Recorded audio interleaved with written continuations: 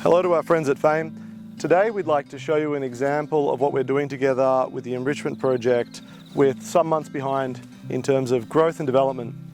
What you're looking at is a very standard scene for northern New South Wales, an area that was once 75,000 unbroken hectares of subtropical lowland rainforest, now critically endangered and federally listed. What we often see is when it tries to grow back, we get walls of camphor laurel and other weeds. In this case, you see a lot of dead understory where our bush regenerators have already removed the privet. In a situation like this, the last thing we want to do is introduce light penetration and allow for more weeds to appear within. So you'll see that the outside is kept intact, but bush regeneration has already been completed within, along with additional enrichment. The mission of this enrichment program is to come into these damaged forests that have been cleared of weeds, and now we begin the process of bringing them back up to massive diversity like we would see in a national park.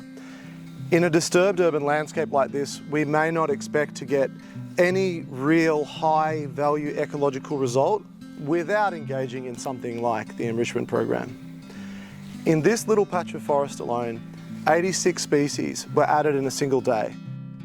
This is obviously a beautiful rainforest, but it was filled with invasive species. You know, my dad used to talk about you as a farmer or living on the land, you're the custodian to the land, so your whole purpose is to try and make it better. I wanted to speak to some experts and understand, like, how do we do it with the greater good and the long term in mind? Where's your endangered boy? It's here. Rhodamnia rubescens, correct? Yes.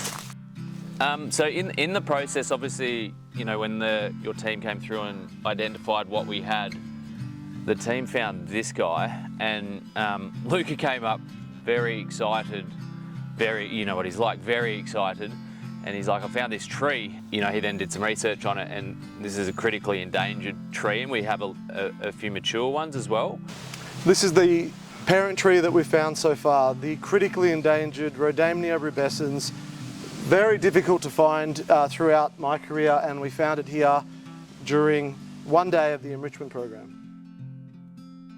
With this many species planted, plus you had about 25 species already on the site, give this 3 or 4 years for seeds and flowers and leaf mass to be mass produced, and you know, I look forward to showing you how many species of insects and butterflies and birds and other things like snakes and so on will actually come here very quickly.